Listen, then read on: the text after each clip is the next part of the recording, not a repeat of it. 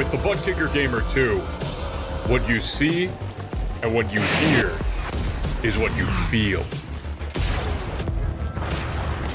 Butt Kicker. The future is feeling.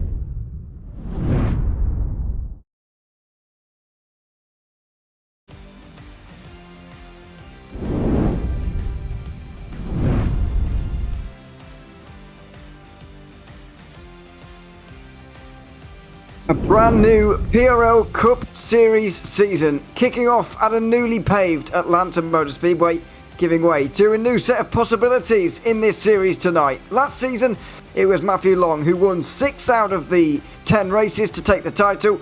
But will it be a new winner this time around? A new set of 10 races line up in front of us, including 3 short tracks, a road course and a super speedway, but a run of traditional 1.5 mile ovals to round us off. A perfect mix of the new and the unknown as we head into Season 2 of 2023. I hope you'll enjoy the ride.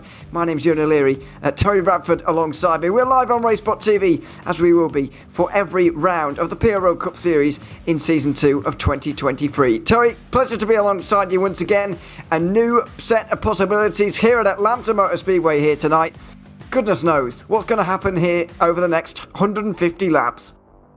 Well, I said I wasn't going to say it on the broadcast, but I'm going to say it on the broadcast. Race one for the PRL at the newly configured Atlanta Motor Speedway. High banks, high tempers, and a lot of high temperatures. The track temp is a little bit out of the ordinary. It's in the 100-ish over here. I would imagine that we're going to see a lot of self-spins like we did in the Cup Series just about 2 hours ago, wrap that show up. And, well, there's a lot of new faces and a lot of new places. There's almost destined to be a first-time winner here in the PRL and a lot of times to crash. Absolutely. Let's hope we avoid them as much as possible, of course, but you never ever know. Let's take a quick look at where we'll be going over the course of the 10 rounds here in Season 2 of 2023. We'll start here at Atlanta. We'll be going to our road course of the season at Circuit of the Americas for the last race in March. A couple of shorter circuits at Richmond, at Martinsville, Dover in there as well, with Talladega sandwiched in there as the super speedway. And then we've got 4 more traditional ovals to end us off at Kansas, Darlington, Texas and Charlotte, all to round off. They are all going to feel very, very similar towards the end, and that is where our championship is going to be decided. We always get a great mix of circuits on the calendar each season, Terry, so there's not too much to comment there really, other than the fact that we do have some interesting ones in there, but it's the usual mix we get in the PRL. Well, you start off your season with a super speedway 1.5 mile hybrid in Atlanta. Then, oh yeah, by the way, we're going to go to COTA, which is completely still foreign to a lot of these drivers here in America. They ran it for the first time last season. It was a very big change for a lot of the people on the iRacing platform, with the next-gen car being new to the server as well. And then, oh yeah, by the way, we're going to do it again. But then, like you said, we get more traditional. I mean, I wouldn't necessarily call Darlington traditional, but there'll be a lot of people out of the championship in the first 2 rounds. There could well be, certainly. Just before we really get underway with qualifying, let's tell you a little bit about the sponsors that make this broadcast possible, starting with Advanced Sim Racing. Owned and operated by passionate sim racers, Advanced Sim Racing designs and builds the sturdiest and most durable aluminum profile racing simulation cockpits available in the market today. All PRL members also get a 5% discount on ASR products using the Precision 5 coupon code. Racebox Sim Racing offers mid and high-end button boxes for sim racing enthusiasts, from the casual gamer right up to the most meticulous sim racing driver. Competitively priced and carefully handcrafted, our button boxes are an enjoyable addition to any sim racing setup.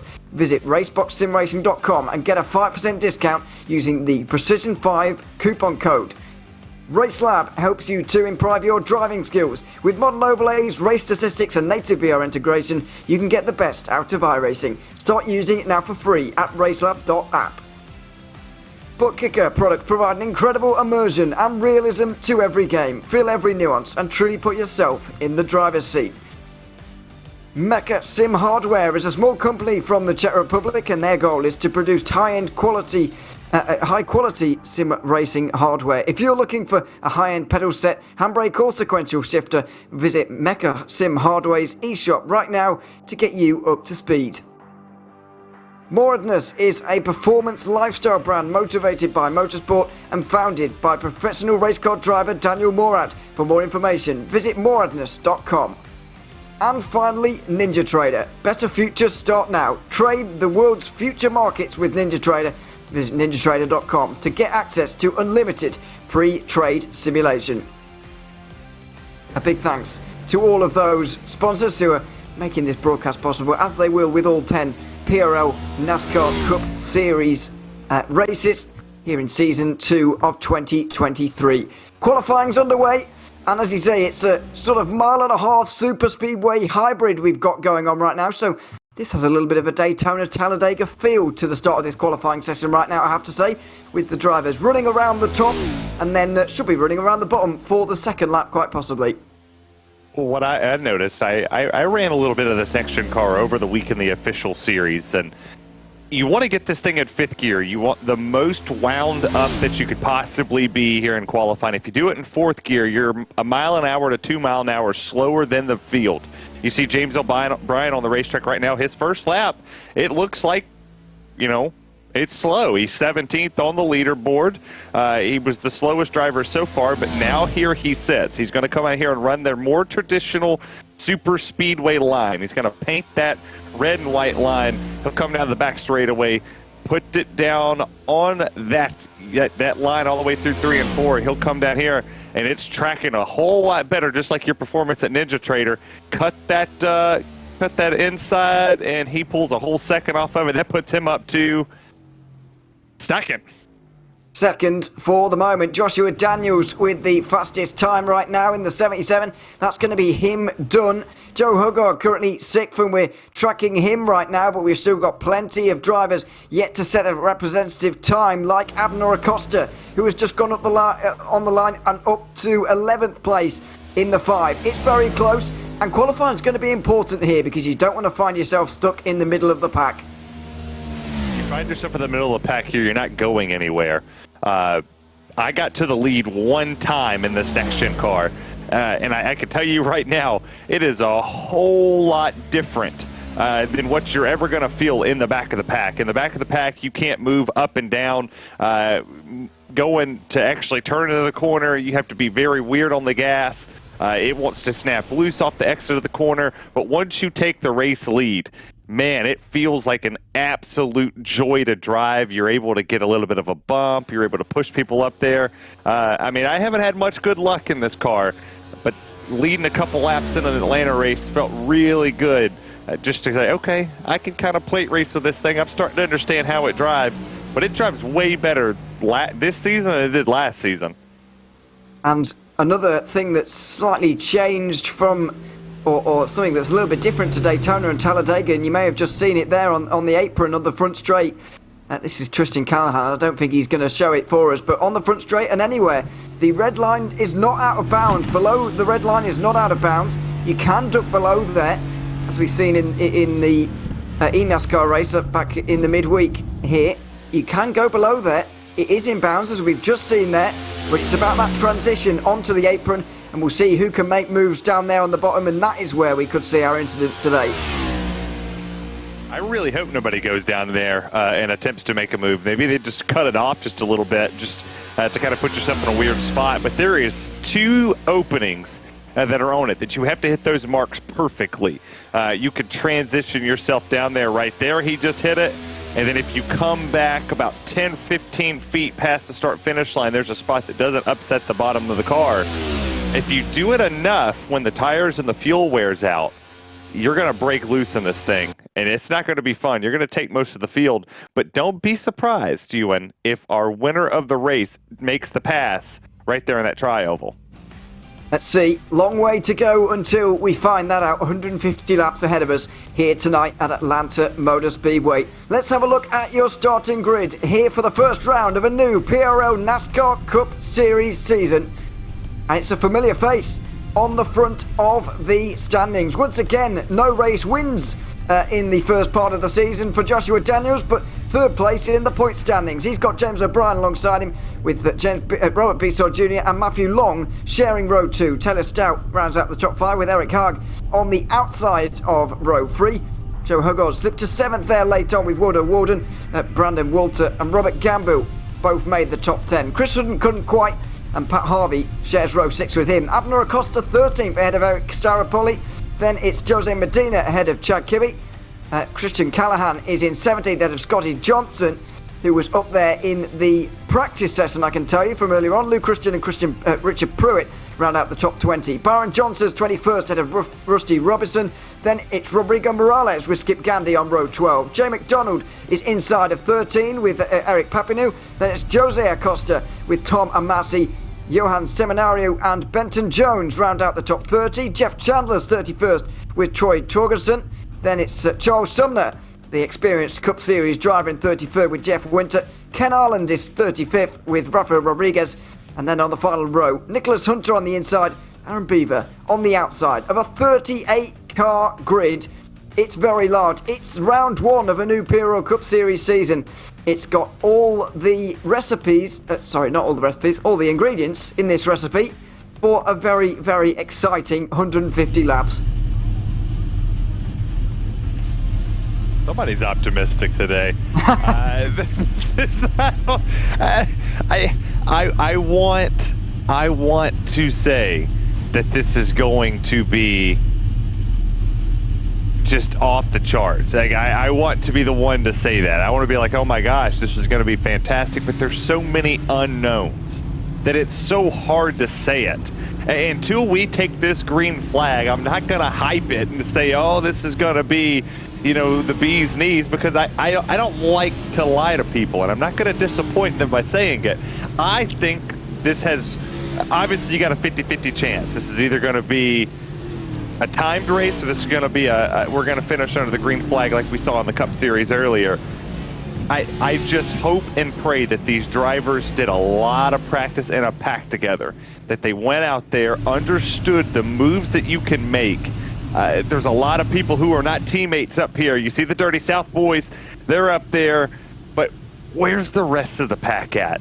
Is the rest of the pack on the level of teammate work that we saw with Penske racing today, or we saw with the SHR cars?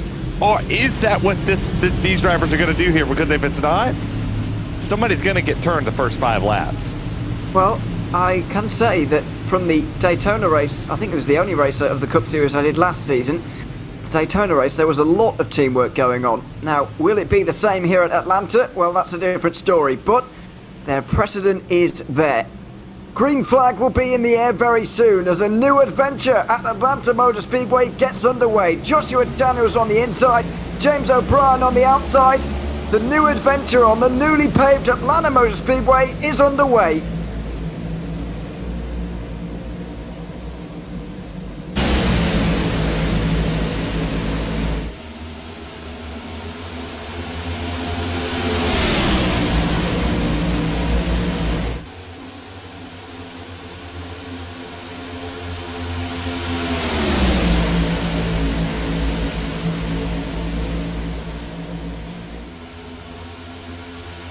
Off of turn 4 for the first time, and it's going to be James O'Brien just about to take the first lap, and not the pole sitter Joshua Daniels down on the inside with Robert Bisson Jr. in the free just behind him, trying to push him along to a first position, and he will get to the front now. It's pack racing at 1.5 miles, and it's a decent start for Joshua Daniels, who has briefly got to the front. Yeah, but the difference that we just saw here is the 77 got up in front of that 3 machine, or the 66, I'm sorry, or was it the 33? I don't know why I said that. I mean, they're painted the same, so you would imagine that at this moment they're teammates, they want to work together, but the outside has not necessarily worked as well as what you would see in the real life side of things. In the truck and Xfinity and the Cup Series, the outside lane was predominantly faster throughout the event. For some reason, you have to be a little bit more aggressive up there. I understand these are open setups, so it makes this just a little bit easier to set yourself up for success. But you have to be careful of how you align yourself here, how you align the bumpers. It looks like all the way throughout this field, you've got a lot of separation and not a lot of coopetition. Absolutely, we've still got around 20 cars in the leading group right now. A number of them strewn off the back. The last of them right now, Benton Jones, getting himself up to speed right at the back, but not on his own. Thankfully, there's a number of them back there, and a big group as well. But it's pretty much locked in, side by side, inside and outside. There's not much to choose between them right now, but as you say, the outside line did prevail in real life, and it's got more in the line as well. So maybe we are going to see Joshua Daniels begin to pull away in the next few laps on that outside. You see the outside lane actually gets the advantage here, putting 6 laps on the board so far. There's a couple teammates up there for the drivers that are on the bottom. They've switched their way up to that outside lane, and it's predominant here. I mean, you go all the way back through the field. We have 1/10 of a second kind of separating a lot of these drivers. I mean, all the way back to 17th. We're under a blanket with 1 second. You see the packs are forming. You have 2 distinctive packs that are just being patient. I mean, our inside guy here, Nick Hunter, said everybody's being patient. They're not wanting to get aggressive with the push. And now you see 3 distinctive packs. There's not even a group formed a little further on back here that's just coming through turns 1 and 2. Wonder if that was intentional or not. Well, it could well be. Although with the amount of cars in the leading group, it was going to be difficult to peg them back. And as we saw at Daytona, it's all well and good being careful at the start, but what if there is no caution, and what if it never comes back? Admittedly, that's a less likely prospect here. No cautions does seem like an impossible dream at this stage, but you never know. 143 to go. It does seem like an impossible task, I mean, ahead of this, because at some point in time, we've got to pit, right? Exactly. We have to go down pit lane, and unlike what the fans watched today, it's not in turn 3 and 4. This is the original Atlanta pit road, which was one of the shortest on the NASCAR circuit. So you have to come off this banking going about 190 mile an hour all the way down to 45 coming off of turn 4. And you have a narrow window of 10 feet to get yourself off of this banking, down here off of 4, cut onto pit road and maximize your time. You know who are best at that? Our road course ringers that are in here that are only looking forward to survive this race, but to get to COTA next week. And I'd be shocked if these drivers that are road course aces get a good run here, if they are just licking their chops to go to the Circuit of the Americas next week. It does also mean they're not going to lose 3 laps pitting as well, but we'll get to that when we do. which shook me from around 60 to 65 when we run out of fuel in a little bit of time. Just seen a big moment, by the way, for the 80. That was Rafael Rodriguez in the second group. We had a bit of a moment through turn 2, so we're told, and actually got into the 35 as well of Jay McDonald. That was further back, as I say, in the second group right now. As you can see here in the first group, everybody really spaced out together. Everybody, a lot calmer. But maybe if you're in that second group, you might just begin to panic ever so slightly, and that you're out of position. And especially if you've got a bit of a loose race car right now, it's not a nice place to be off of turn 2. But we're told that Rafael Rodriguez did get back going again, and he's not actually lost very much time at all. Well, I hate to be the bearer of bad news for everybody in the field, but you got to deal with a loose race car for the duration of this thing, because these next-gen cars are not very friendly when it comes to getting air on the nose. I actually am going to admit that I almost wrecked the field. I wrecked myself instead, but I almost wrecked the entire field trying to make a move that I knew was dumb. I knew it was dumb, but I tell myself every time I do a super speedway type race or a plate track or whatever people want to call it, I have to think dumb. I have to think like a Walmart, a Walmart person who puts stuff on the shelf all day and just goes, how do I organize this in the craziest way possible? Well, I made a move that potentially could have cost the entire field. I jerked the wheel all the way down to the bottom, was not clear by a mile, just did it. And around I go. Well, I finally caught the caution, caught back to the field, and once I got in the middle of the pack, I was in the front most of that race. That was not fun. It just wanted to sway back and forth. If the car on the outside came down on my door, it wanted to kick me off the racetrack. I wouldn't be too surprised if the mid-pack is not what kind of triggers this off, but look at the 99 of Brandon Walter right here coming up to P3, as we're going to have a lot of those ATVO fast laps be put up there on the top of this board. Well, we're not only going to see fast laps, but we're also going to see other causes for cautions. This is the mid-pack kind of stuff you're talking about here. This is off of turn 2. In the second group, bit of contacts, and everybody holds on. My word, I'm amazed. But fair play to Rafael Rodriguez for hanging on to that. That doesn't happen often. You don't make contact in these things and get it back straight. I would imagine he downshifted to 4th right there, put himself in a nice little spot, and we'll look at the. We'll catch on to the 42 whenever he does something good back there on 25th of Jose Acosta, Abner Acosta's brother. If he just has a fraction of Abner's talent, that kid's going to be okay. Absolutely. Acosta has, I believe he must have won one of these championships in the past at some point. He's won a lot. Yeah, he's won so much.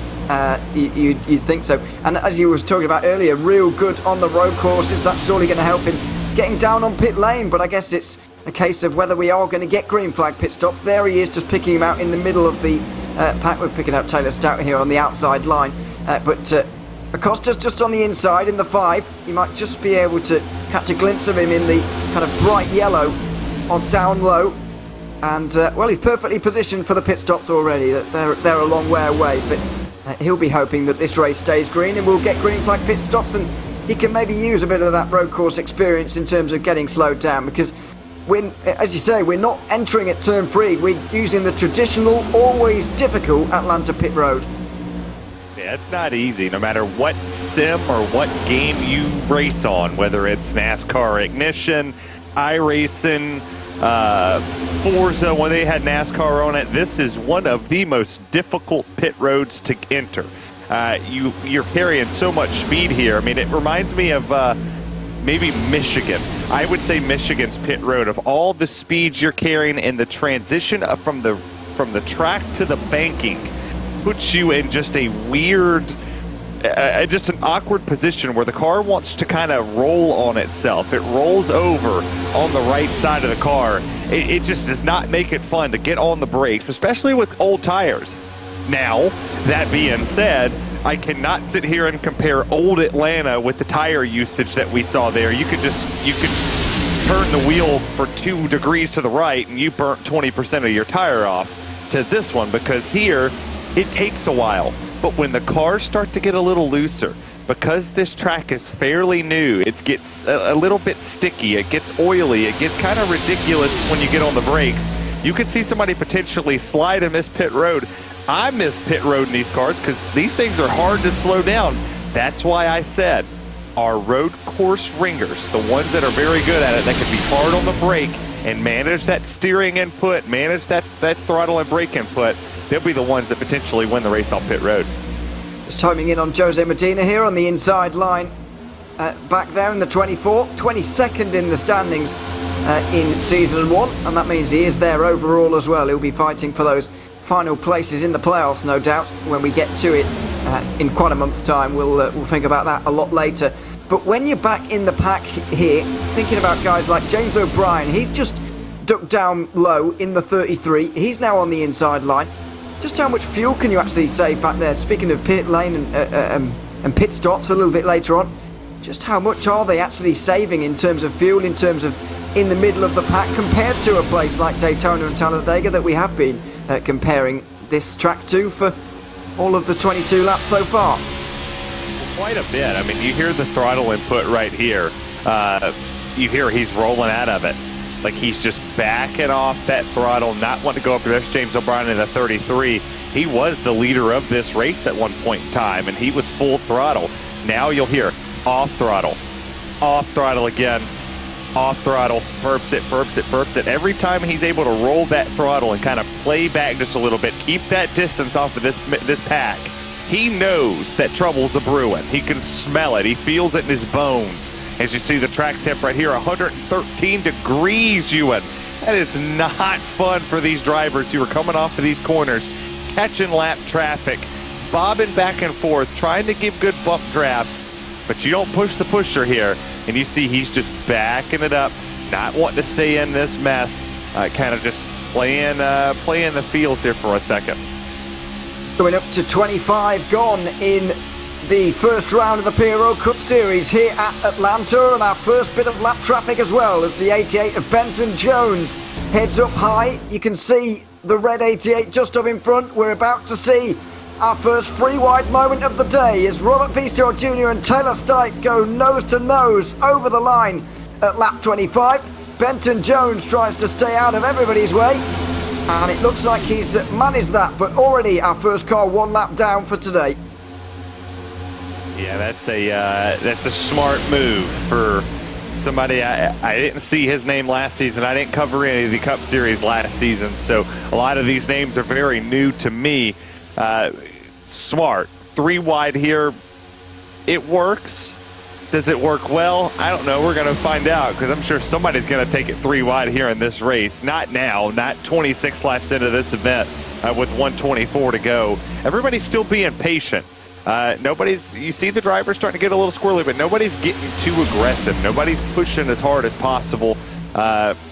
They have an advantage over what the NASCAR Cup Series drivers got, right? They got a ton of practice. A lot of these drivers were in the official races this week, and that was a big bobble.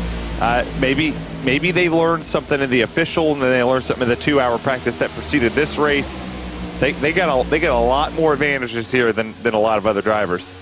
And that, by the way, that big bubble was between Matthew Long and I think Joe Huggard, who's just behind him there in the 64. It was definitely Matthew Long in the 28, and I think he is being pushed by Joe Huggard there. It was on the inside line 1 lap ago, and he's the reigning champion, of course, Matthew Long. 6 out of the 10 races went to him, and he didn't finish outside of the top 10 all season long. But these are the kind of days that make or break championships. It's a really, really bad start to your championship if you're caught up in a real pack mess here today. If I'm anybody in this field, I'll be the pessimistic one. I don't count this as a race. I don't count Talladega and Daytona as a race. If it's later on in the season, you have to count it. You have to points race. You have to think about the championship. Like, you have to think about the future of what you got. I look at this as a throwaway race. If the whole field junks right now, like if it just junks right at the moment and all of our championship favorites that we think are going to go and be in contention for it and they wreck, okay, big deal. They can win anywhere. You got 9 more weeks to do it. This right here to me, and I hope people agree out in the chat, I hope the drivers agree as well. If they have a bad race here, okay, just roll it off your back and go, whatever. I've got 9 weeks. I've got some of my favorite racetracks to go to. As there's another lap car ahead of here, and these cars are getting tight, and that 77's bobbing all the way up the track. Yeah, 77 of Josh Daniels is really pushing Robert Bissell Jr. up there on the high side.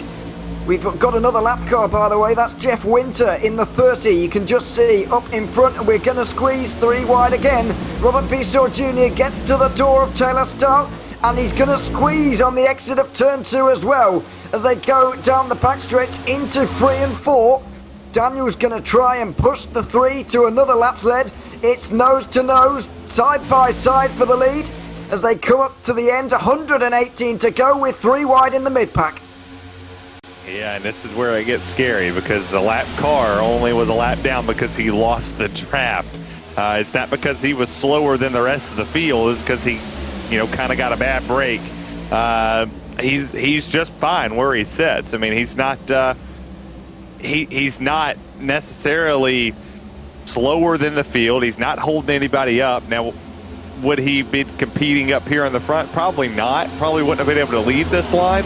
But now that he's tucked his way back in here, I'm going to be curious to see how much of a deterrent it was for that outside lane right here to potentially put themselves in a position as he almost cuts down in front of that 18 machine. Decided not to, stays with the 24 in the back of the pack. But what does this outside lane do, right? What does the 3 of Bissell do, the 77 of Joshua Daniels? Do they continue pushing for dear life? Or do they just kind of go, okay, that was close. Let's just chill out for a second. I think we might have our answer. Josh Daniels there was a good distance off the back of Bissell. Oh, and right to the door of Joe Huggard as the 2 out front go high. That's Taylor Stout and Matthew Long who want to block the high side. Taylor Stout wants to take control of this race and he blocks the high side to try and do just that. Joe Huggard left floundering on his own. Well, if you look at the back bumper of the person leading the race and the person sitting in second, I think you'll see the back bumper kind of says the same thing. Right? They got the same team. We talked about co-opetition. We talked about being teammates here to open this show. Well, the 66 and the 28 just showed you what teammate racing was. They moved themselves up. They got rid of the person that was in between them, holding what they felt like was holding them up. They pulled a very textbook move right there, just kind of washed up that racetrack and said, hey, watch this. We got you. And now here they sit, 1 and 2, and that almost caused the big one because Bissell got right on the back bumper of that 28 machine, and that 3 almost turned him. Well, yeah, Bissell saw 2 of them coming up in front and thought, well, no more, please. And Joe Huggard was blocked, wasn't able to go up to the high side. And now he's left going nowhere on the inside line. It just shows that while you do need numbers in each line, you also need fast cars. And right now, the inside line's going nowhere. Yeah, you need a lot of fast cars. We've caught more traffic up here that is spreading this pack out. I mean, we were right on top of each other to, okay, there's the leaders. Who are the leaders? Where are the leaders? How are the leaders running? And we're here in a very disastrous part of the mid-pack where your race could be over. It's now Bissell, he comes up here. He takes the race lead from the 3rd place position. He jumps down right in front of what it looks to me as Waldo Walden and is potentially trying to take it to the Dirty South boys up here. Yeah, they saw Stout and Long come up in front of them and they didn't want to sit around and let that happen for too long, and now Bissell Jr. wants the lead back again. It is worth noting that Bissell did apologise for that move. He did slightly, I don't think, quite realise the closeness of that situation and the possible dangers of it, but he apologised, and I'm sure everyone will just move on and get on with it. Piso on the inside line, trying to take the lead away from Taylor Stout, who does look like he wants to control this race now. We've seen a lot of battling side by side for the lead, but Taylor Stout is the first driver to really take control so far today.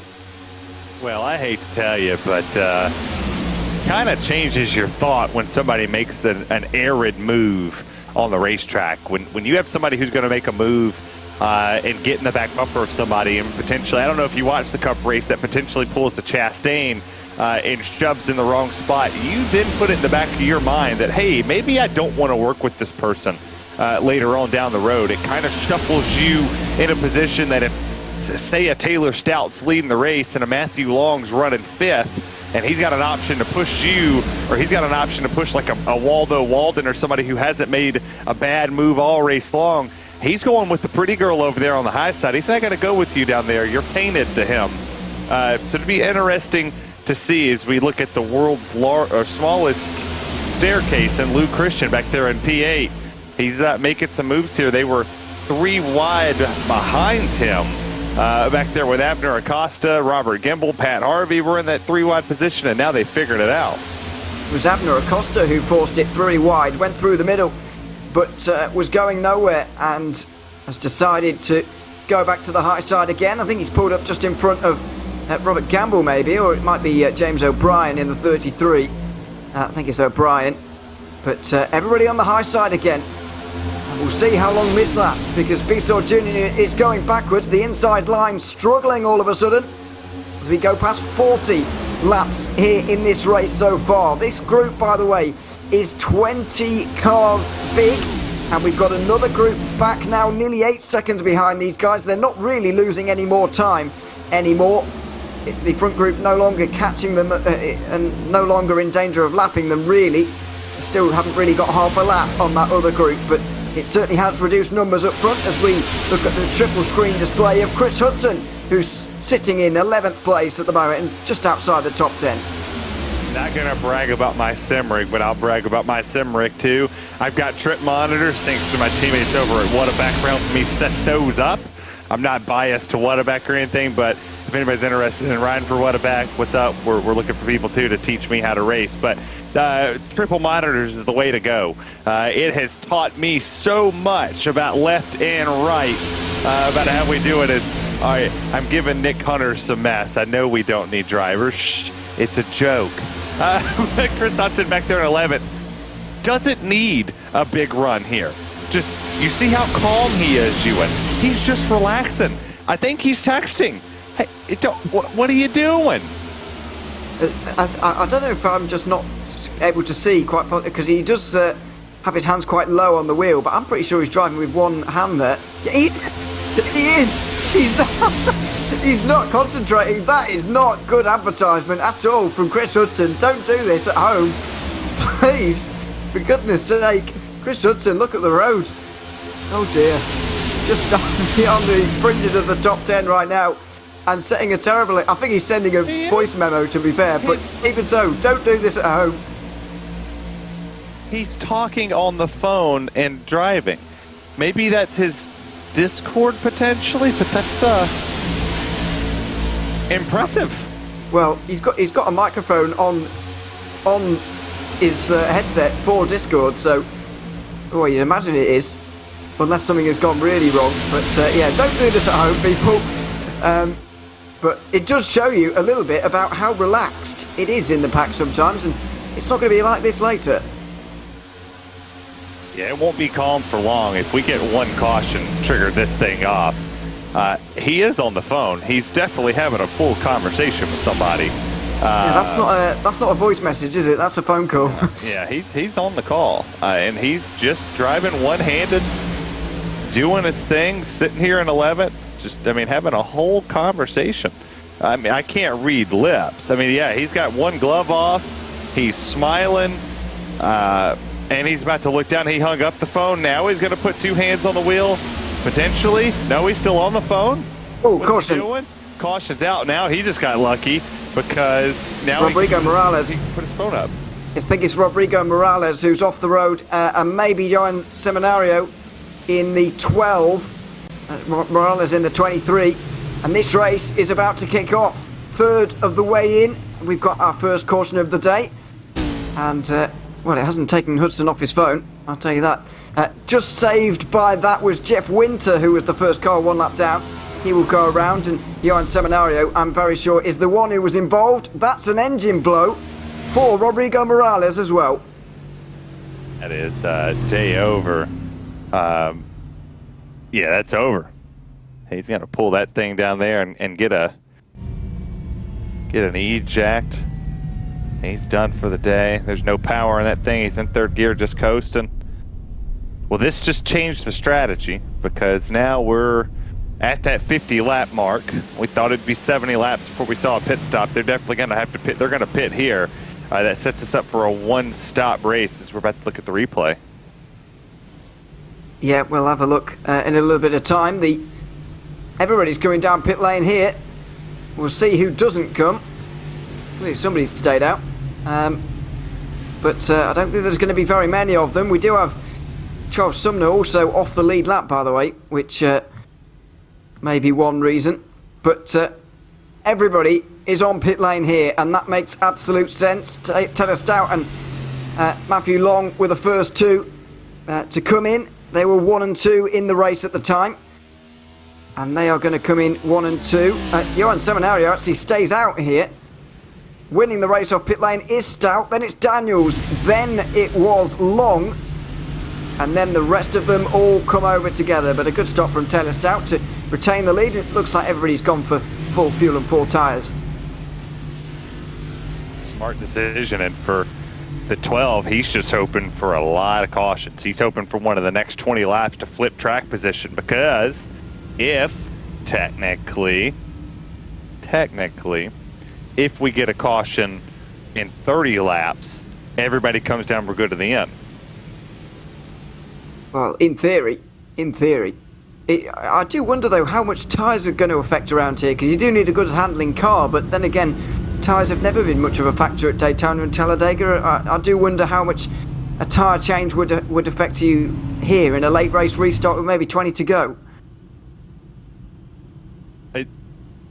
Well, he's pitting now, so tires, they help, but they're not like the biggest thing in the world. I mean, unless you're Eric Almirola and you go 72 laps in your tires, you're not going to blow them here, but you can miss your pit stall. And that's exactly what the 12 did. So maybe the 12 just didn't want to come down and wanted to take an EOL, put himself in the back of the pack, and just call it a day. See, I'm not sure who brought out that caution, by the way, and not sure, yeah, who caused it, really. But it was caused, and there we are. We've got our first caution of the day. Suspect it won't be the last, but yeah, everybody's struggling to really see what the hell went on there to bring out our first caution of the day around 50 laps in. Well, the lights on the top of the pace car are off, and you get the feeling now that this race is going to kick off in a way we haven't seen previously. Yeah, this is kind of when you run into a lot of issues here, because now you're going to get into the situation where you're all on fresh tires, you're all on even playing field. You had time to make adjustments after that first long run. You know what the car is doing now. Your crew chief, yourself, whoever made your adjustments. So this second run, here we come. We're going to figure it out real fast. It was a cautious exercise from the drivers in the first part of this race. We've had a caution, a restart coming up. What are we going to be like in the second 50 laps of this race? 98 to go in Atlanta. Taylor Stout in control of the field, and the green flag is back in the air. What a start for the teammates on the bottom, though. I mean, that was an absolute pull away. You don't want to get that far. But they got Joshua Daniels. He's in the 77. He'll push down to the bottom. That's going to let Abner Acosta, Waldo Walden come up here. Lou Christian's in the mix again. He's up there in the 6th place position. A lot of new faces starting to make their way in this top 5. Brandon Walter, yeah, has one of those who has not really been involved. Eric Staropoli as well in the 7, getting involved inside the top 20 for the first time. Chad Kibe as well. And you've got trouble at turn 1, coming up towards through the triangle.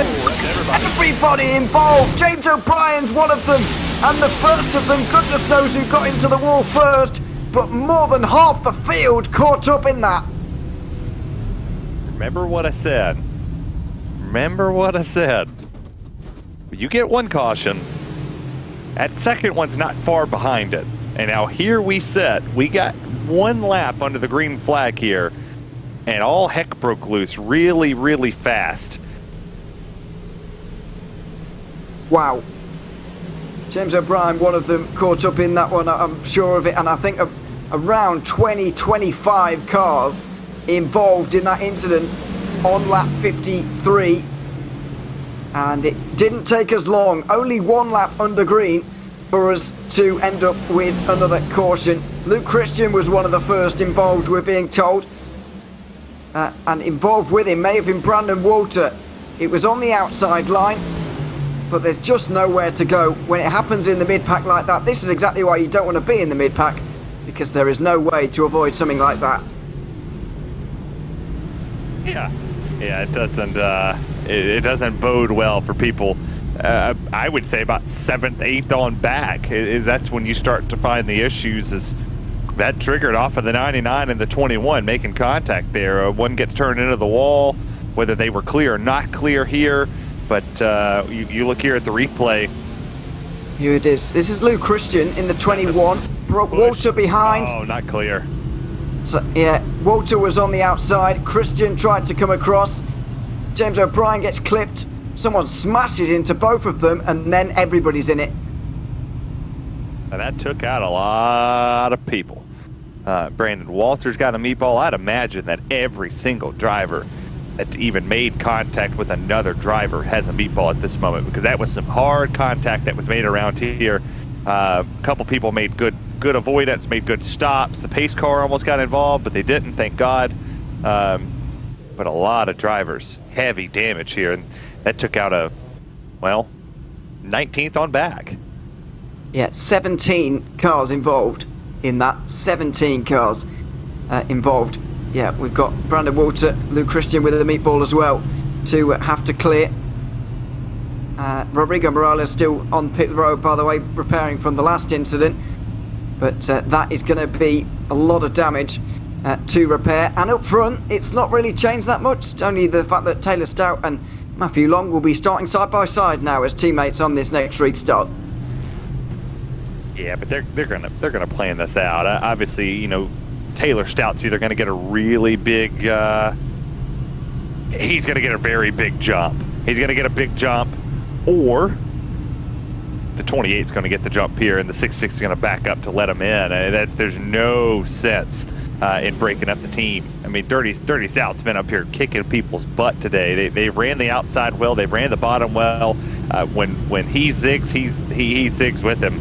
There isn't a move they haven't made together.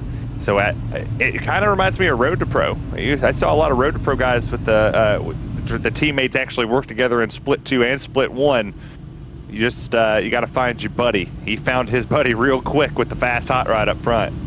Well, do you think Josh Daniels is going to let them do that, though? Because if Long is going to intend to pull in behind Stout, that depends on Daniels leaving a gap. You can intentionally do it. I mean, if they're listening, we have a little bit of a delay, but miss a shift. So all you gotta do is miss a shift on that bottom lane. I know it sounds like it's crazy, but with the restart zone in effect here in the PRL, you can kind of ease up to it, back off just a little bit. You can make that 77 kind of do whatever you want him to do, because he's not going to push you to a massive lead. I mean, that would be dumb, because then the outside lane's going to take it. You got Abner Acosta, one of the most aggressive pushers here. They'll find a way to accordion this here. 93 to go at Atlanta. Let's see if we can make it more than one lap under green. Green flag back in the air again. Josh Daniels stays close to Taylor Stout, who pulls right in front of Matthew Long. And the outside line is reformed with the two teammates back together again. Yeah, that didn't take long. That was textbook. He got the outside rolling. He timed it. He counted it down. 3, 2, 1, go. and it caught the 77 by surprise. It let the outside, the 5 couldn't get a run. They stayed 1, 2, 3, 4, like what you would see. And here we set. They're going to get a good push here and top 4 breakaway. Stout, Long, Daniels, Acosta, top 4 getting away. Outside line being led by Waldo Walden, as we focusing on Jeff Chandler in the mid-pack there in the 31. Just on the outside, minding his own business, but you can tell that compared to 55 laps ago, this is more aggressive than the first, the actual start of this race. Yeah, the aggression level's going to pick up. I mean, we're under 100 laps to go. Drivers finally have that adjustment they were looking for. They finally have fresher tires to make this move. The 3 has been aggressive all race long, taking massive pushes, being able to give massive pushes. He's got a really good car here in that number 3 Ford Mustang, which is, by the way, absolutely blasphemous to have a 3 on the side of a Ford. I will sign the petition that Robert Beasall needs to be in a Chevy next week. Upward and looking backwards towards him. Oh, Waldo Walden down to the inside of Josh Daniels, and he makes it. Joshua Daniels stuck up on the outside line, up on his own, and that was very, very cheeky driving, I guess you can say, from Waldo Walden. Stay with your friends. That's all you need to do is stay with your friends. You go where the speed's at. The 77 up top with the 18. Isn't French caution flag out? 90 to go. That was always to happen. 3 wide into turn 3, and I'm not exactly surprised, even if we didn't see it. Jose Acosta's involved, Eric Haag as well, who has gotten involved in that one. I think Scotty Johnson as well, maybe. It was 3 wide in towards turn 3, and there's just not that much space around. Tristan Callahan, we're being told, maybe was involved in that one as well. So first 50 laps without a caution, and now we've had 3 in the last 15 laps. You get the feeling this might be the story of the rest of this race. Well, I hope not, because the racing itself has been phenomenal. We've seen 2x2, we've seen a couple lap cars stay up against the wall. There's been a lot of respect that's been shown. I mean, there hasn't been a whole lot of, what does Tebben say, argy-bargy happening around here. We've seen a lot of drivers give a ton of respect and give a ton of room. Now, it'll be a bit of a shame if we saw drivers start to take more and take more and take more instead of just going, hey, I might as well just give you this spot at the moment. I don't need it here. But time will tell. I mean, once we get down to 30 to go, I don't care who you are. My bumper works the same. It's rated E for everybody. It's going around. Everybody there was Johan Seminario, who's going to find himself on the lead lap again. Joe Hogard, Rafael Rodriguez, Brandon Walter, Pat Harvey, Tristan Callahan, Rusty Robinson, Tom Massey have all come down pit lane. And this is wide into the fence, outside wall, and not that many involved this time, but that was the story of our third caution of the day. Well, at least it didn't take a lot of people, but nobody should pit here unless they were involved in an accident. Everybody should just be on the racetrack, kind of just relaxing, not doing anything outside the norm that what we would normally see at a track like this. I mean, you pace, save as much fuel as you can. Hogarth does have a meatball flag. He should be done for the race, probably about an hour repair that we'll see there on him. He won't come back out, but it's this race is far from over. It certainly is. Going to be 86 to go when we get the green flag back in the air, and there's just over 50 minutes remaining on the clock that we can't run longer than. That's 90 minutes that the PRL Cup Series can't run longer than in terms of these races. There is the clock, just over 50 minutes as of right now. So realistically, we've probably got space for 9,500 laps in there, and we've got only just over 85 to go. So we can still fit this race in under green, but it once again depends how many cautions we get. What did we say before we went on air? Might run to time. This is probably going to run to time. I don't want to break people's heart when I say it, but race 1 has been a trend here. Since the time has been introduced, time has necessarily been the winner. I always go into a plate track or a super speedway track and go, yeah, it's probably going to end in time. Very far and few between do we get them that they end under green. But if this one ends under green, I'm telling you, we're going to have a 4-wide finish. Because if the 3, the 66, the 28, the 199, the 5, any of them are there, it's going to be crazy. This restart might well be as well. 64 laps complete here at Atlanta. And Taylor Stout with his 3rd restart of the race so far. 66 gets us back under green. He slots right in front of Matthew Long again.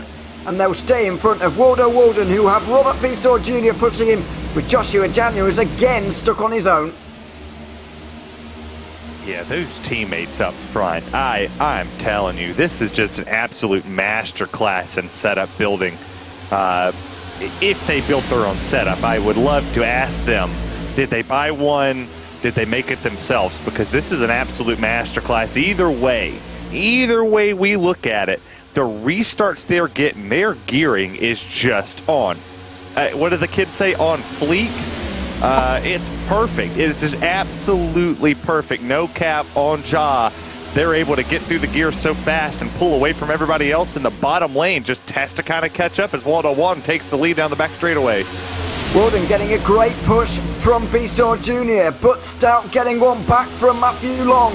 Up high is Chad Kibbe as well as Joshua Daniels. They come up towards the line. It's going to be Stout just over the stripe, but we're pretty much level here. The inside line giving as much challenge to the outside as we've seen for quite some time. Yeah, we're old, so we have to go with the Will Smith reference of just get jiggy with it. No. Greatest rapper of all time. I'll stand by that statement as Will Smith. But the outside lane, I'm telling you, I don't understand how those two were doing it. I really want to know if it's an in-house setup. Because if it is, I'm calling them up for a setup. I'm an EPI guy. I say that live on the air. Me and Michael Conti talked about it. I'll embrace that. I'm an EPI driver. I love their setups, but oh my word, just the Dirty South boys have just. I mean, I went on board with them and watched them shift, and it's just like bam, bam, bam, bam, bam. They're through the gear so fast. It's like nobody's catching them there. And we saw this at Daytona last season as well. I've referenced it earlier on, but their setup was so quick they were able to pull all of their drivers out of the main pack, run on their own, and a clean and green race at Daytona. They were 1, 2, 3, they won it. We go on board with Matthew Long in 2nd place, and they're out front. Taylor Stout just up in front in the 66. Another lap complete, another lap led by the 66. Yeah, clearly they have something going on there at Dirty South, because it's going very, very well for them so far. In the team standings from Season 1, they were champions as well, and I guess it's no surprise by viewing of this race. I mean, you just roll the season. It's not like daylight savings where we rolled the clock back an hour. It's the same. I mean, it's the same chapter. We just flipped the page where those drivers have set themselves apart. It's kind of like, I don't know if you watched the Truck series and the Xfinity series on Wednesday night, but it's kind of like saying, okay, Richard Regan Jr., Abner Acosta, and Sean Campbell with Bradley Hiley are on the track. Who's finishing in the top 4? Like, you know at that moment that you have your top 4 just by me naming these drivers. You don't know what order they're going to finish in, but you know one of them's probably going to win the race. That's almost a guarantee that if I throw a dart at a dartboard and I land on one of their numbers with only their numbers on it, you've got a really good chance of picking the winner of the race. But for a team to come in here 72 laps into this race, they've dang near led every single one of them. That's hard to do. They have not been mired back in traffic. They have not figured any crazy strategy. They're just putting a good old-fashioned butt whooping on people. They are destroying the field as much as you can do at Atlanta these days. A circuit that has changed so much in the course of the last few years with this new scan, new paving as well. And all of a sudden, it is a much, much faster race. And of course, we saw earlier a 400-mile race here rather than 500, which really caught me off guard. But that's a different story. Not going up to that kind of distance here today. Staying within the realms of an hour and a half. It's the outside line, still with the lead. Stout, Long, Kimmy, and Joshua Daniels as well. Also got Byron Johnson up there in the 18. They come off a 4. Waldo Walden on the inside line, leading that line, but not really getting anywhere right now as we approach half distance. I don't want to come across as a smug punk.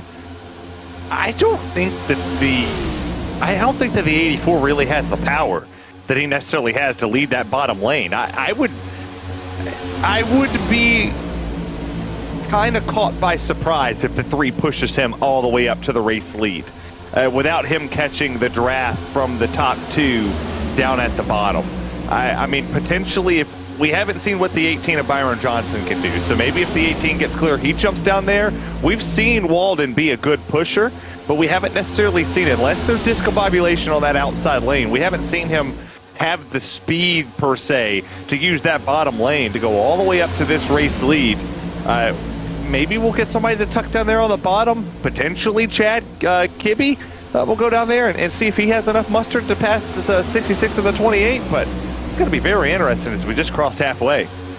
I mean, it's very difficult to get someone in 3rd place right now to duck down below when you've got those 2 Dirty South cars in front of you. That's where you want to be. You want to be right behind them. This is the place you want to be. On board with Chad Kibbe right now, watching those 2 leaders. It's so hard to overhaul those 2 in front, so if you can't beat them, then why not join them on the outside line? The only way you're beating them in this race, and I hope people are watching to tell the other drivers how to beat them, separate them. If it takes wrecking one of them, you're not going to have a choice. You're going to have to clear one of them out of your way because one is a blocker. That 28's your blocker at this moment. He's the one that's stopping the runs. He's not letting that 66 or making the 66 do anything he doesn't want to do. He's saying, listen, brother, you're going to lead this race, and if I get up there, you're going to block for me, and you're going to push me. That 2nd place driver is the one that stalls the runs, that keeps the 2nd and 3rd place drivers, or the 3rd and 4th place drivers side by side. He keeps them from not being able to make the move. They're not going to make the same mistake that what, let's say, a Brad Keselowski made today, where Brad was the only one up there blocking. Nope, 2 were better than 1.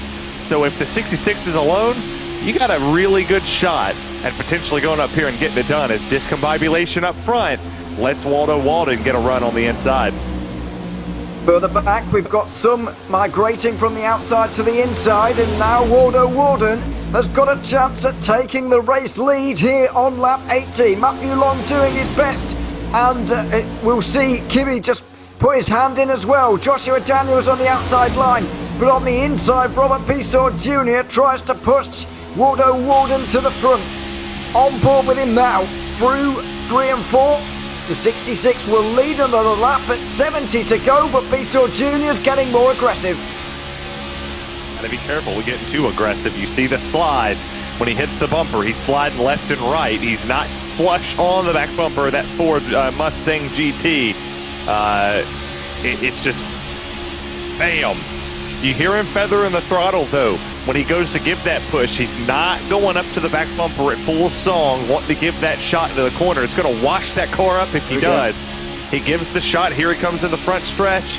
Not going to lead the lap this time. Be careful here. You don't want to push on that right side or left side. You got to be really careful getting the shot. We'll see if he comes off of the exit of 2 and gives him the shot down the back straightaway.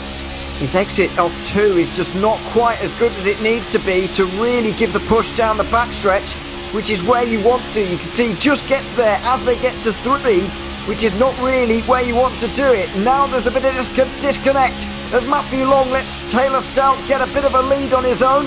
Bissell Jr. will push Walden, who will get to the lead. We have a new leader for the first time on this restart. Yeah, but we're going to see. Was that a cohorted effort for the outside to get air? Was that the 28 needing to breathe a little bit? This next-gen car, we have not necessarily seen it get hot in this race so far. We haven't had the run where the drivers were actually pushing that hard. The outside was pushing. So was that an effort for the outside lane to cool off, let that 28 get some air to the front nose of the bumper? Because he can't come down too much. He's going to get wrecked if he does. He can't go up or he's going to get wrecked too. He has to stay right in the middle, right where he's at. But they're back locked together on the bottom. They just can't seem to pull away though. Got Jeff Chandler in third place down on the bottom there. We've also got, I think that's Chris Hudson on the inside line. Hopefully he's paying more attention now, because he certainly needs to. We're getting towards that end of the race where stakes are higher, speeds are even higher, and the end of the race comes nearer into 1 and 2, and we are locked together in a great fight between the inside and outside lines. This is the fight we thought we were going to see when we had that really long 50-lap run. As you see the 3 of Bissell being super aggressive on the back bumper of Waldo Walden. This is what you expect. We're coming down to the end. Once we touch that 50 to go mark, 3 wide is an option. You know, that's when the go time really is there. But at the moment, you're going, okay, we have to separate the top 2. There's no way I can let the outside lane get this run as everybody a little bit further on back, still fighting for position. We'll see if the runs begin to get bigger and bigger. Chad Hibby is just holding off the back of Matthew Long right now, which is contributing a little bit to the outside line, not really going anywhere. Just watch him off turn 4 here. He's not quite to the rear end, although you wouldn't expect him to be. Bissell Jr. is being by far the most aggressive in this front group right now, and it's so far working for Walden, but it's always the case with these situations. It's always working until it's not, and Robert Bissell Jr. looks like he's just going to keep pushing until he basically wrecks everybody at the moment. I'm all for it. I'm absolutely all for it. As you look at the 12 machine, he's had some really big runs back here. We'll see if he's able to do anything from the 18th position. I mean, it sounds crazy when I say this, but this far back, you can generate a lot of momentum for that bottom lane. If you have a pendulum effect, one hits one hits the other, you go all the way up to the front. You can kind of play it like that, but he's going to swap to that outside lane, see if he can make up some positions on the outside, on the high. Nope, he's just going to kind of just sit there and not try to hit the wall. Looks like we've got a very tight car up there, actually. But I just want to stay on board here just for a moment here, just to have a little bit of a listen. We're back in the pack here with Johan Seminario. Just have a listen to how much feathering of the throttle you have to do.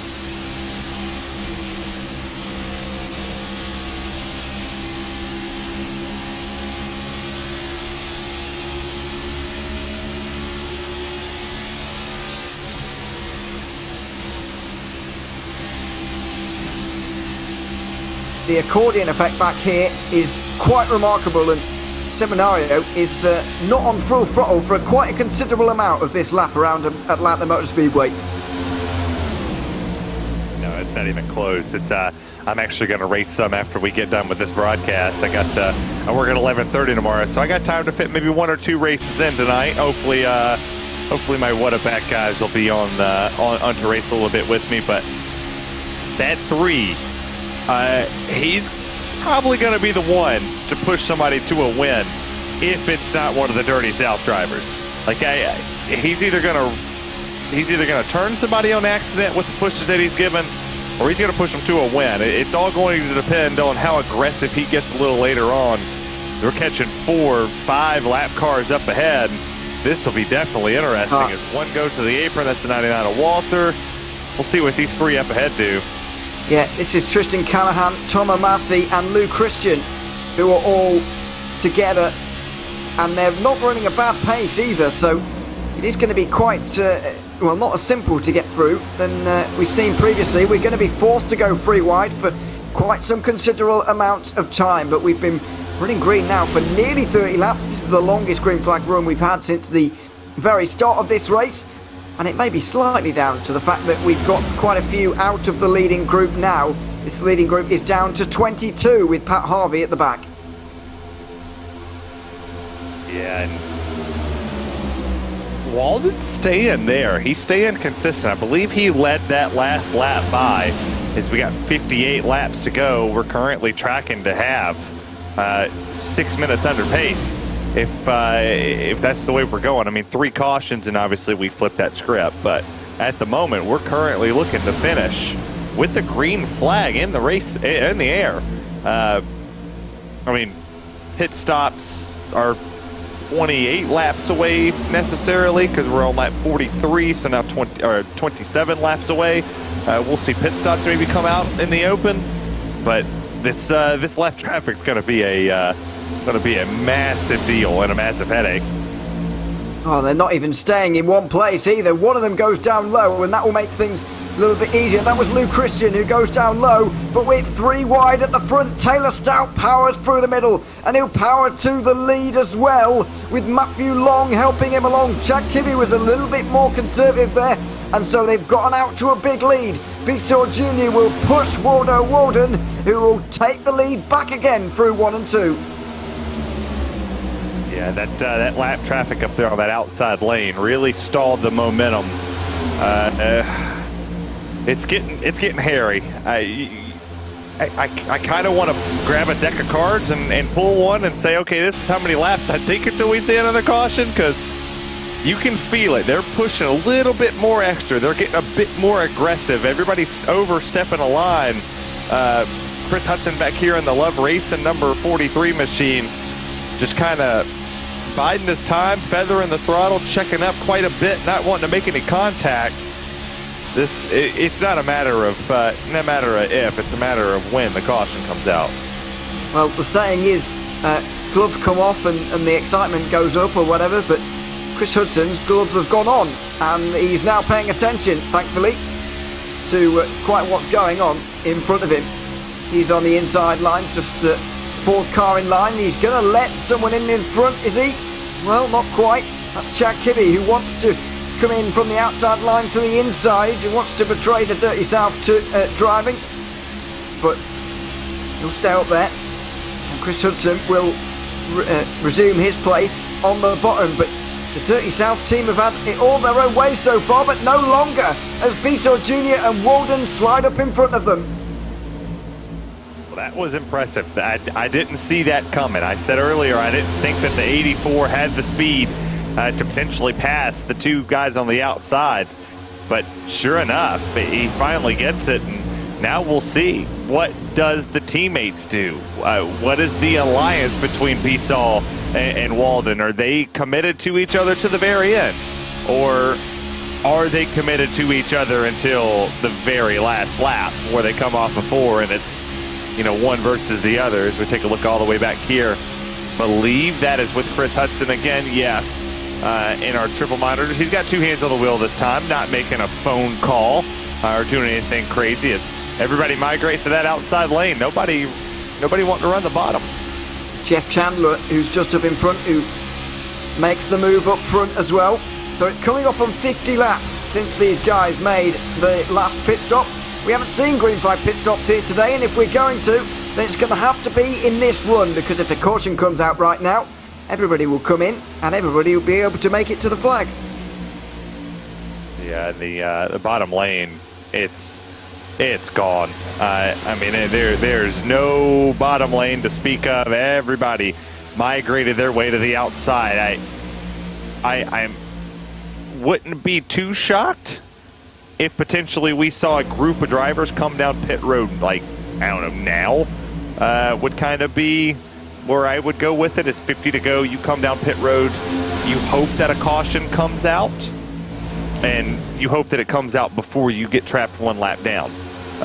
You don't want to be the driver that puts yourself in a position, but flip the script just a little bit. If you're sitting outside this top 10, outside the top 15 in the second pack of drivers, why not pit? Why not line up in a conga line and just go for it? Top 11, have gone. Abner Acosta leads the second group, but they are miles behind the top 11 or so. The 5 there in 12th. They've got a number of cars in there. They've got 7 cars in their group, and then from the back of Sumner to Eric Staropoli is another second and a bit, and then we've got another group back, another second behind them.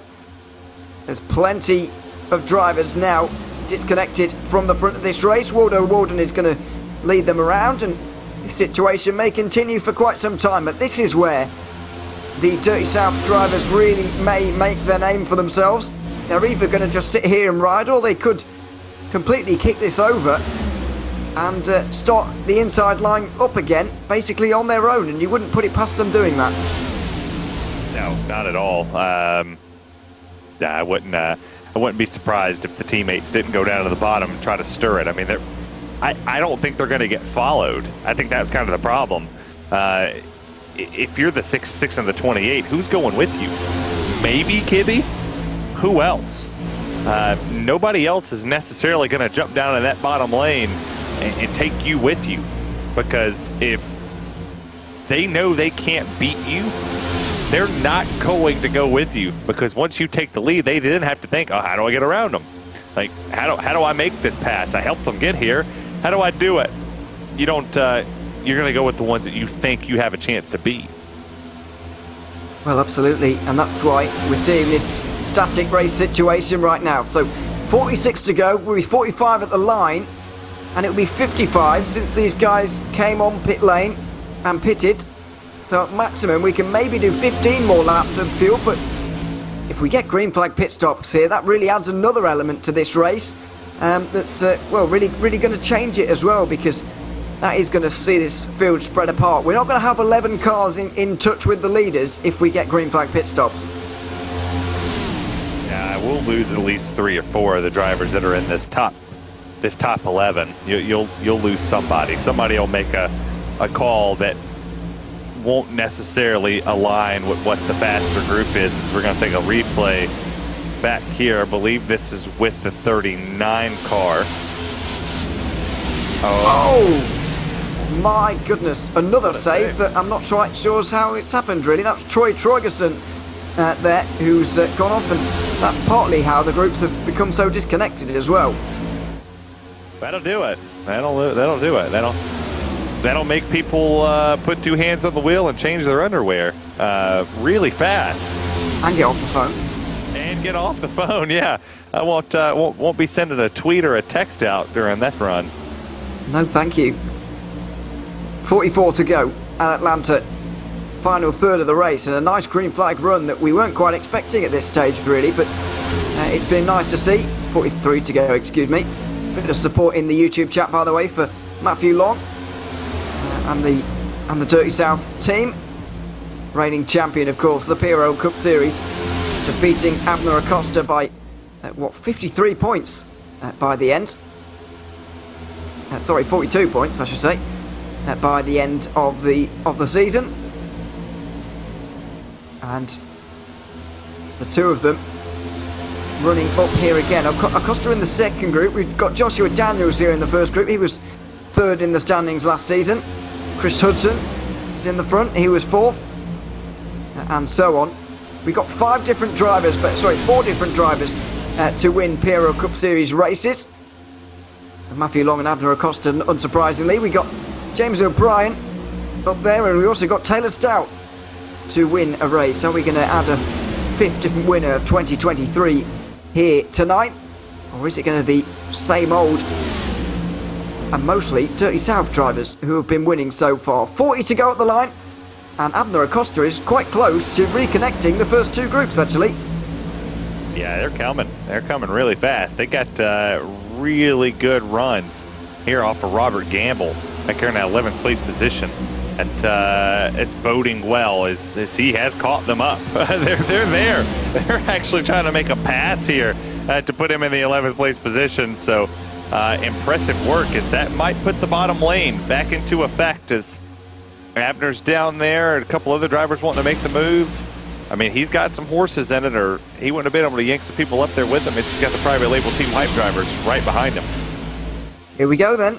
Maybe the 2-line racing is going to return Jose Medina was briefly side by side with Acosta there. They couldn't do it. James O'Brien pushes Acosta. Pat Harvey is there as well. Alan Beaver with Johan Seminario trying to join them. And now somebody ducks to the inside line. That is Joshua Daniels. And here comes Byron Johnson as well in front of Acosta. We have the outside and the inside line in operation and working again as Chad Kibbe comes in front of Daniels as well. But it looks like the 4 leaders may well move to the inside line now as well. Well, that's the contact! Johnson gets involved with it and somehow everybody has saved it. And what split the first time up is almost splitting the second time around too, as that when Kibbe made the move to the bottom and then made the move back to the top, he scrubbed a ton of speed off. So when he went right back in front of the driver on the outside lane, it didn't bode well. He kind of just stayed in it, stayed flat foot, went for it. Now it's a top 5 breakaway from 6th and Chad Kibbe. He's a second behind now, trying to regain his footing. This race is kind of separated like what normal Atlanta would do. Well, yeah, it's certainly more spaced out than what we saw earlier. And we still have Stout and Long absolutely together. Joshua Daniels made his way through that, by the way, but hats off fully to Byron Johnson and Chad Kibbe for holding on to their cars through all of that, because that was a wild moment. And somehow everybody still going. Top 5 getting away though. 35 to go as we come to the line this time. Here's a replay of what went down a couple of laps ago. Yeah, he went up the racetrack and right Hudson there. Hudson touches. He goes around, and luckily he had the 18 down there of Byron Johnson to save him, because he was going for a ride if he didn't. And everybody just checks up from there, and all that work that those drivers did to get back all the way up to this main pack with the 11 cars, it's over. Well, if we look at Chad Kibbe again now, though, he is gaining once again. Hudson in tow with Jeff Chandler, Jose Acosta, Jose Medina, Robert Gamble and James O'Brien. What's that, 8, 9 cars catching these 5. There's a bit of smoke on the racetrack at the moment. Not sure what that was all about, but the problem for these guys a little bit is that they're fighting each other. If they got single file and sorted out, then maybe they would be a bit quicker, as Chris Hudson's coming, and so are the leaders. Stout, Long and Daniels stay out, but Waldo Warden and Robert Besaw Jr. come down together. Yeah, but don't speed. That should be the question. And the answer that they all give them is, if you speed here, your race is done. You have no chance other than a caution to come back. I mean, you got 3-4 laps to go on fuel. I'm not surprised to see them come down to pit, but I mean, they drove down to the bottom. We'll see if the leaders come down here. Nope. No, still going full song. Three-car horse with the Dirt Devil guy back there in 3rd. We'll see when they decide to come down. Maybe this time by. Loads more in the background. Chandler, Acosta, Gamble, O'Brien, the other Acosta, Johnson, Seminario, Sumner, as they make their way out in the other group. That's Chris Hudson, the first of them, who is leaving pit lane. Sorry, it's Waldo Warden and Besaw Jr. first, and the caution's out. Caution out on the racetrack, and we've got about 6 cars on the lead lap. Well, 7. Maybe Sumner's just about managed it. What about that car there? Is that who is that? I think that is Charles Sumner, isn't it? Was they a lap down at the time of caution? Yes. Charles Sumner is a lap down as well. You have 6 on the lead lap. Wow. They're all going to pit, and the others will get the wave around, but it could not have worked better for Dirty South Racing. Oh, and pit lane's open. That was quite abrupt, but pit lane's open, and we're all ready. Everybody's in. Well, I mean, that couldn't have worked any better for a guy like Eric Hagg either, who was 6-7 seconds off the race lead, and he was going to pit on an island of his own. He wasn't even going to be within 2 laps of the lead. And now he's on the lead lap, and he's sitting 6th with an opportunity now to win this race. Wow. Let's see who wins the race off pit lane first of all. Race off pit road. It's going to be Taylor Stout, followed by Matthew Long, Joshua Daniels. Then it will be Jose Medina, Pat Harvey, Eric Haag, your top 6. Waldo Walden will lead the rest of them around, and he will get the wave by. We're going to get 22 cars on the lead lap here, maybe more. Aaron Beaver's going to just about get there, and maybe Rafa Rodriguez as well, I think. He's just about going to get there, is he? No, not quite. We're going to get 22 cars on the lead lap. They'll all get the wave around here, but the top 3 rows are going to be, well, they're slightly looked in to a great place there, really. Especially, I mean, I know the top 3 have been running there all day, but Medina, Harvey and Haag there have had a huge break.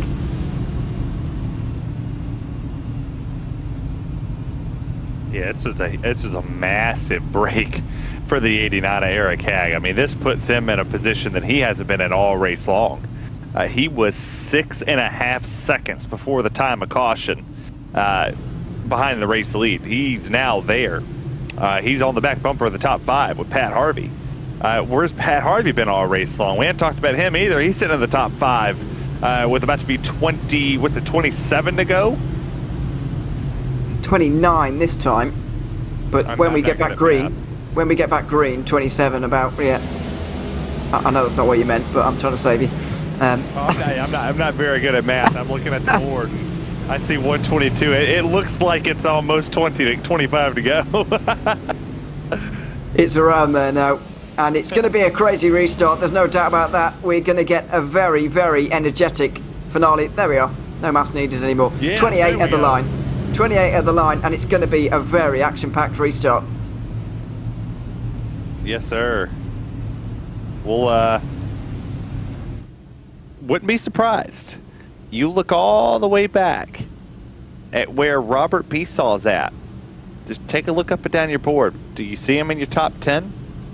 No. Do you see him in your top 16? No. He fell all the way back to the 18th position. How aggressive does the 3 get? But if you look at Waldo Walden, he's all the way up to 7. So what happened on Robert Beesaw's pit stop that took him all the way in the back of this field? Because he's got a lot of work to do with a very fast race car to get up here and put some work down. I'm not sure what happened to him, really, because his pit stop time seems normal to what we would normally expect. By the way, not entirely sure what the caution was for this time either. I don't know if we have any information on that, but I'm not sure what it was for. Somebody was facing the wrong way on entry to pit lane. There's a lot of cars to sift through, and we're not sure which one it was, but somebody was backwards and somebody went for a spin on the entry to pit lane. We were talking about that earlier on. Green flag pit stops were always going to be a problem, and it's caused a caution that has almost defined this race now. Well, the defining moment of the race was a mistake because it happened entering pit road. We found it. So here we go as driver tries to enter, was not there, could not go. The 80 was trying to get on pit road, did not happen. Got spun. Thank you for your troubles. You're going to face the wrong direction and stop on the racetrack. No fault of his own. He just got absolutely waxed. Certainly did. And that has brought out our caution. With 27 to go, this race is about to be on. Look at the inside line already. Look at how close Pat Harvey is to Josh Daniels. And look at how close Josh Daniels is to Taylor Stout. They're all looking to push each other like you would not believe. Atlanta Motor Speedway with 27 laps to go. Taylor Stout in control again, and the green flag is back in the air. Oh, but are we going to get the teammates together? Yes. There we go. They're back together.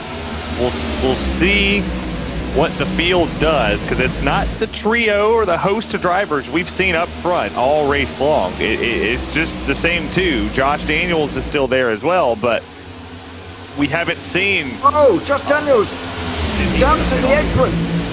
And for some reason, Joshua Daniels has just pulled out of the way, down to the apron, and he falls through the field. What has happened to Joshua Daniels? Third place in points after season 1, and he's gone to pit road. Did he jump the start? Did he jump the start? Did he get a penalty of some sort? No idea what has happened to Joshua Daniels, who was in contention for a race win here in Atlanta.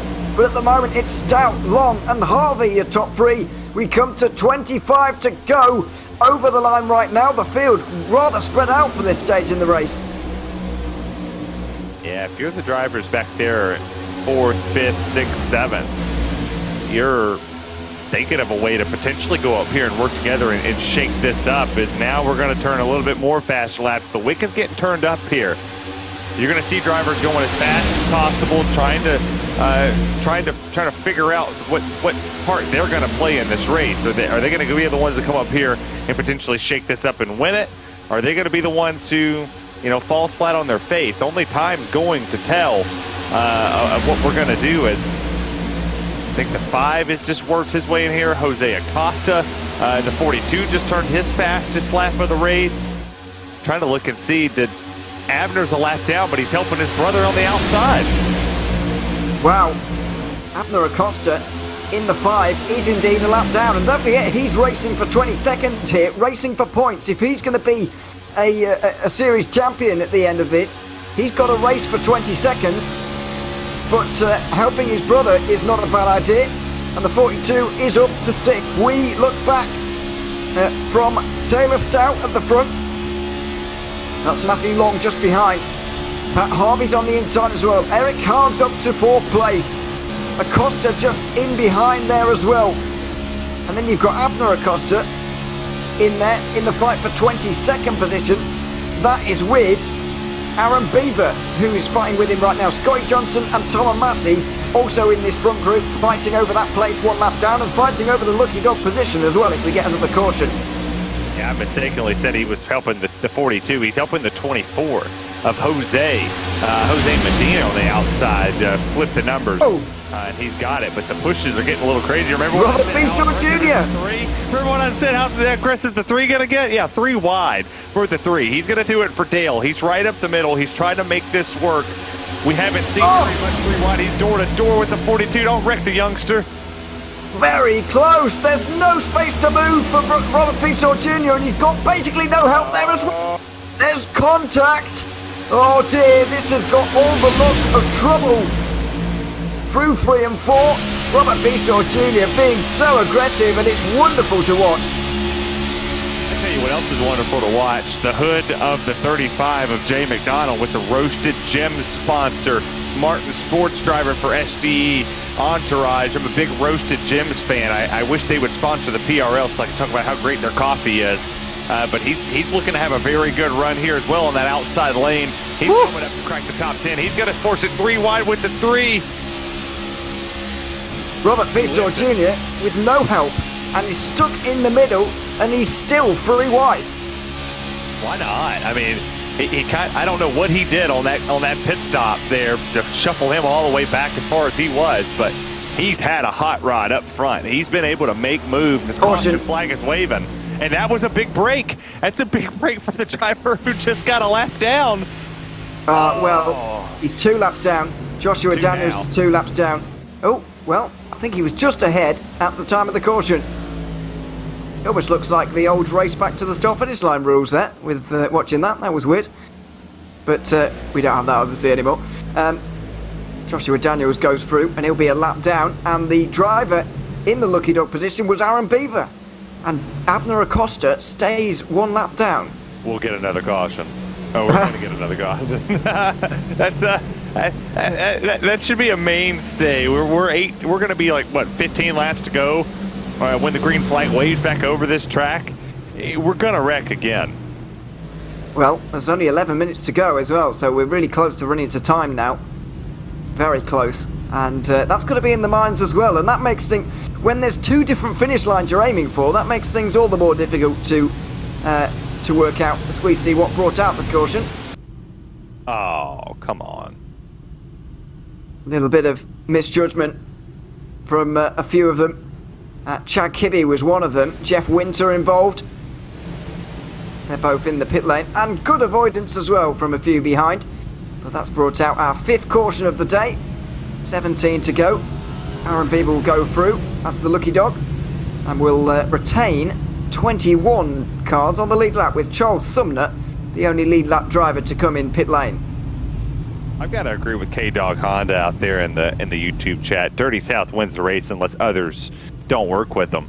Unless we get a pack on that outside lane, or potentially the bottom, whatever lane the Dirty South teammates are in, if they go opposite of them and the 28 or the 66 can't block it in time, I think that's the only way this duo doesn't win. I mean, they've just been the absolute masterclass of this field. I mean, they got the luckiest break of them all when the caution flag comes out.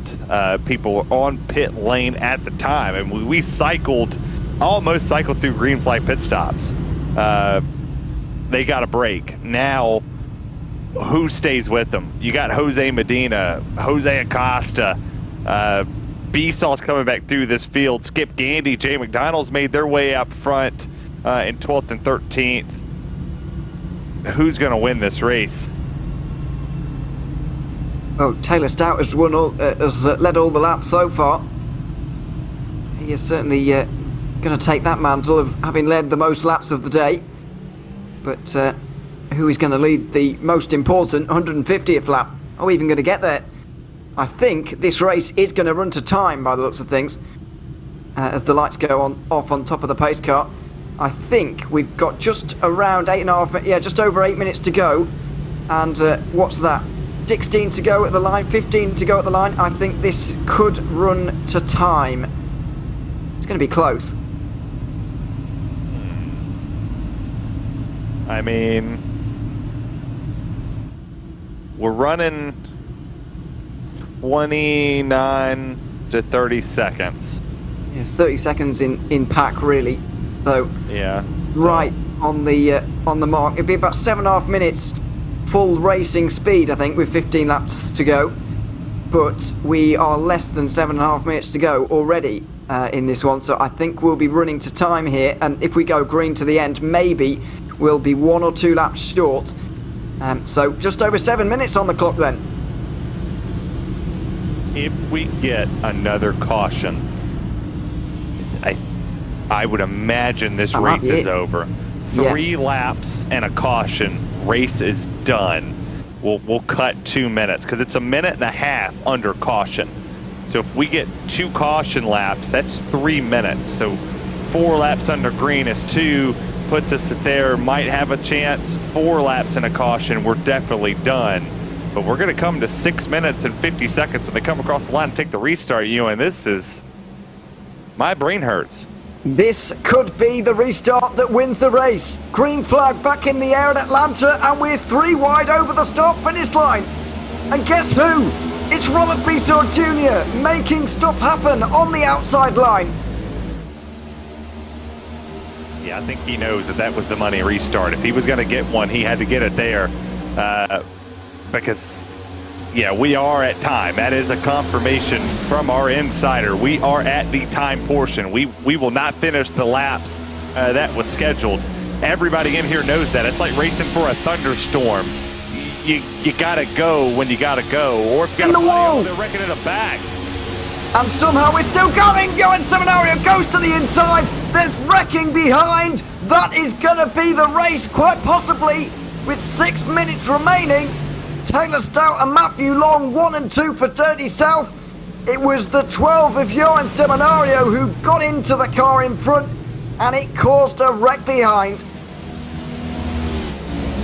Okay, so let's do some math. We might get one green flag lap, Yeah, we might. So we just turned a...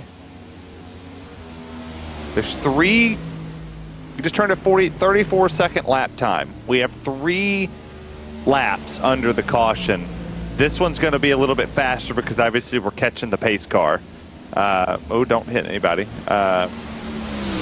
We might get a green-white, not a green-white checkered in PRL standards, but a green-white checkered attempt where the time permits at least 2 laps, potentially. I'm not 100% sure what that's going to look like, but that's maybe crazy. Maybe. I'm not convinced. Maybe. Caution laps just over a minute and a half at Atlanta, by the way. So we can fit 3 caution laps in maybe, but if we only go for 2 more from here, then that will be it. It was Johan Seminario who turned Jose Medina, by the way. And he is one of the 3 cars with a meatball flag, Robert Campbell being another one, and Eric Staropoli as well has got a meatball flag. This is how it happened up in towards turn 1.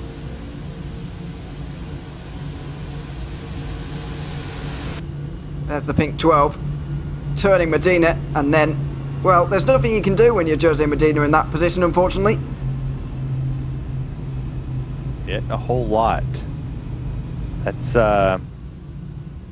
nerve-wracking.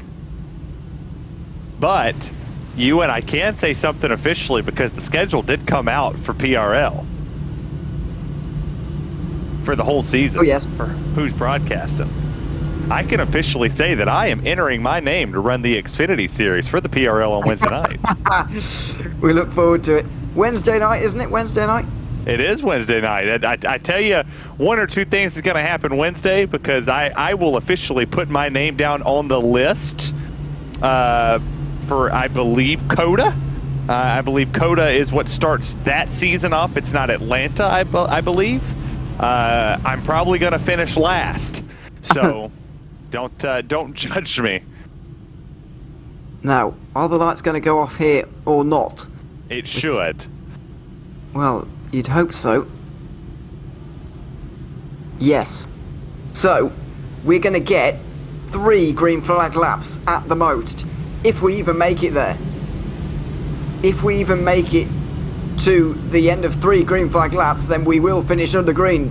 But 3 laps, or that'll be it. This is going to be the money restart. This is the final restart. And the final chance to depose Dirty South Racing from the top 2 places where they've been all day.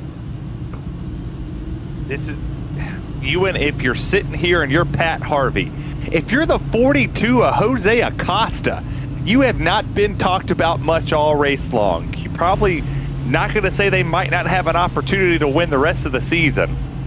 But you best believe if you're in this top 4, your best chance to win, to beat the Dirty South drivers right at this moment, is don't let them get together.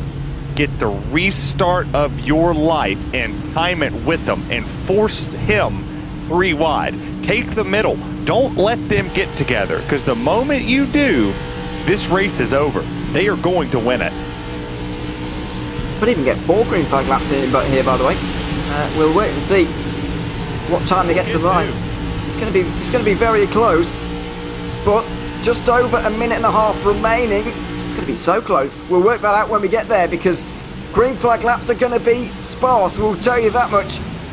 Taylor Stout in control of the field. The final restart at Atlanta. The final reckoning, and Dirty South Racing are together again. I don't want to point out a penalty. That's not what I do, but that was an obvious lane change there for the race leader and P2. They were not at the start-finish line. How does the PRL stewards judge that? That was an obvious lane change. That's the first time they've done that all race long, where they have swapped the lane. That was questionable, but they're coming. This will be, I think, 2 laps to go. 2 to go here when they cross the line. 2 to go right now. The next flag will be the last one, probably. Taylor Stout, Matthew Long, Pat Harvey, Eric Kahn, Jose Acosta, all in a line here. It's single file on the inside line, and they just can't get anywhere. Yeah, they got to make a move. They got to make it now. You have to generate this run. It takes forever in these next-gen cars to build the run. The 33 is going to come up to the back bumper of the 18. 1 to go. White flags in the air for the leader. Here comes Pat Harvey. He looked to the outside for a second. Nope, tucks back in. Here comes the 18. Oh. Gets hit. And there's contact behind. They stay clean. And Pat Harvey has got to do something right now, or he's going to finish third. They're wrecking in the background. There's seconds remaining. But Taylor Stout is being pushed by Matthew Long, as he has been all race long.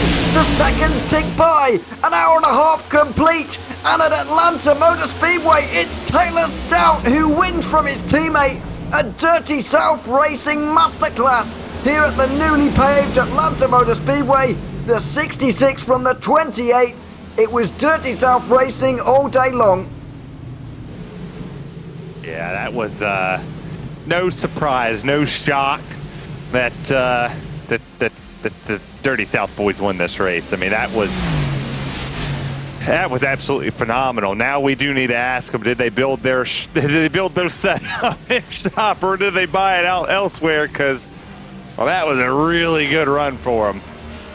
Taylor Stout takes it in a Dirty South Racing 1-2. Pat Harvey, great drive to third, with Byron Johnson recovering from multiple sideways moments to finish fourth. James O'Brien rounds out the top 5 with Haag, Acosta, Silvinario, Bitzel Jr. and Hudson, your top 10.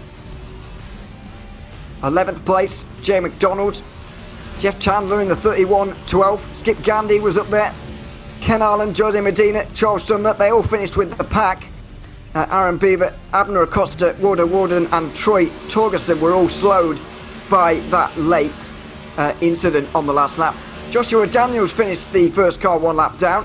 He'll be disappointed with 21st. Eric Papineau was 22nd. Adevrefo Rodriguez, Rusty Robinson and Tom Amasi all 1 lap down. Jeff Winter 2 laps down. Robert Gamble 3. Eric Staropoli didn't make the flag, neither did Chad Kibbe. Tristan Callahan in the top 30. It was Johnson, Christian, Walter, Morales, Hoggard, Pruitt, Jones, Hunter, all failing to make the flag. Well, it was 143 laps out of the scheduled 150, but I have to say, it was 143 very enjoyable laps nevertheless, and we got our green flag finish in the end. We got what we looked for. We got the shootout, the dash to the end to figure out who was going to win this race. But all in all, we kind of knew, right? We kind of already knew who was going to win it once they took the race lead. And it was Taylor Stout who won it. We can bring him into the commentary box now. Taylor, welcome to the booth. Good to have you here. A win in the first race of the PRL Cup Series season at Atlanta, and a late race restart as well. How were you feeling over those last 3 laps? Frankly, a little nervous. We had such a good run all race. We worked our butts off to get up front, and those cautions kept coming out, just scaring us. We really wanted to run it there, right there at the end, to try to finish it out. So anytime there's a restart like that, you get a little nervous, but it helps having such a teammate like Matt there with you to help, and he was pushing the whole time. So this is as much of a team victory as it is an individual victory, and it's a great start to the season. You mentioned the team there, and it did seem from the outside just so important to that victory for you. But what was the communication like during the race? What was the preparation like before the race in terms of working with Matt and working with the team? Some things, I think there's an organic side of it. We've driven together long enough. We don't have to say much. I feel like things are tactical. He's calling things he's seeing. I'm calling what I'm seeing, and we kind of know what to do. So it's just good teamwork, and it's kind of an organic chemistry there for the for how we're working together. And what about the rest of the season now? We've got a road course, a super speedway, 3 short courses, and ending with some more traditional 1.5 or similar kind of racetracks. How are you feeling about the Cup Series season this time?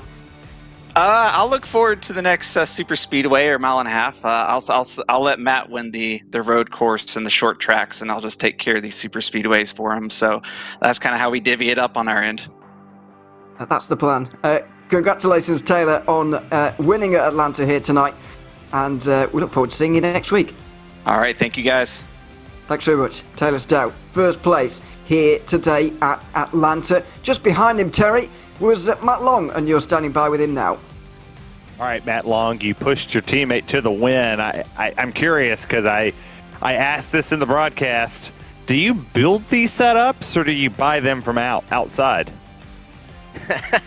Honestly, Taylor and I went to the real life. We both live in Atlanta. We went to the race today, and Taylor left a little bit early because stage 1 and 2 sucked, and he said he went home and built the setup before the race. And we were running a pay setup, to be honest, and then I came back later, and he's like, I got something for you, and I tried it out. I'm like, this feels pretty good, and yeah, it was pretty good out there. Where did y'all buy the setup from, the initial one? I'm not telling. Oh, come on! Send me a message at the end. I want to know. I'll admit that I'm an EPI guy. I want to just shoot me a message. I won't share a word. That's it'll break my broadcasting integrity here if I say it over the air. So I respect that. But you were so good at pushing, and you were so good at just blocking every lane. What was it like when you got passed? You got passed by Waldo Walden, and you got passed by the 3 of Besaw. What was it like sitting there 3rd and 4th for the first time all race long? Yeah, we were really tactical. Taylor and I worked really well together. And honestly, the setup helps, but I think the way we worked together was the real deal here. And, we knew, you can't run away from the pack. So when they would get to the inside of us, we wanted to be up top later in the run. So when we saw the runs coming later, we tried to make sure we got in position there. And then, we just kept working. Yeah, I'm probably sick and tired of seeing that golden car out in front of me, but, just very consistent working together. And yeah, it seemed like we were able to do that better than the rest and at least keep ourselves in position. And then, when it came down to it towards the end, honestly, I was going to try to win the race. When we got out front, I didn't want to move too early. I didn't want to put a position where the whole pack would come storm by us. So, I was going to try to win, but I had no help out back. So I really just had to push Taylor to the line. But that was pretty much it, yeah. Well, an absolute masterclass from the Dirty South team here this afternoon. Congrats on your P2. I don't know how many more of these I'm going to be covering, so I'll say have a good rest of your season, and I'll look forward to messaging with you and picking your brain just a little bit of how the teammate thing worked. Yeah, for sure, man. No, great talking to you, Terry. Appreciate all you guys do. The broadcasts are always awesome. Love watching those back. Charles runs a heck of a league. And, Taylor and all the boys at Dirty South working together real well right now. So appreciate y'all. That's Matt Long, P number 2. And Ewan, you're standing by with P3. That's Pat Harvey, who got a really good finisher this afternoon. Absolutely. Pat Harvey, welcome to the booth. Good to have you here. And a top 3 here on the first round of the PRL Cup Series in Season 2 of 2023. What were you thinking, though, with just 3 laps to go as the race restarted again? The 2 Dirty South cars in front of you. Did you believe that you could overtake them, or were you kind of resigned to 3rd place at that point? Well, I felt like I could have, but I wasn't confident in any help behind me just because the Dirty South guys are so fast. It was nice to kind of tuck in behind them when there was, a handful of laps left. But when it got towards the end, I could pull out and almost,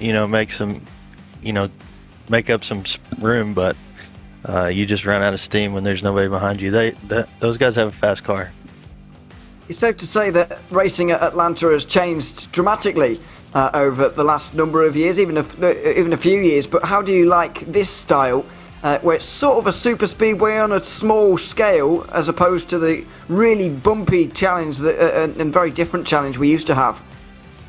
I thought before that was actually the first race I've done, and I thought before that race I would have told you the old Atlanta was better.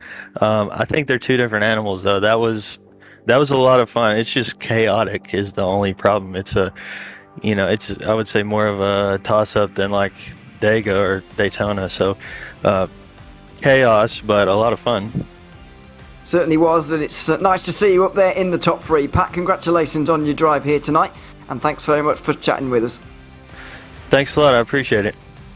Thanks very much, Pat Harvey. Third place here today, just ahead of Byron Johnson, Terry, who you're standing by with now.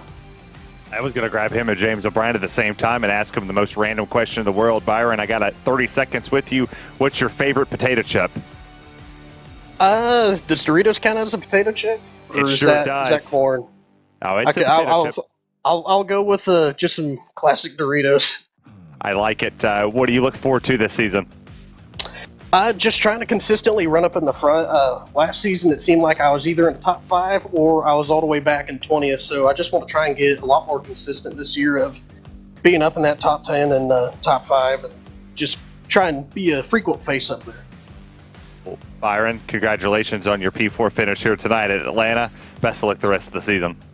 Yep, just real quick, thank RPM Transmissions, Halstead Home Inspections, and all the guys back at YSM Sport. Thank you, sir. Thank you. It's P4, Ewan.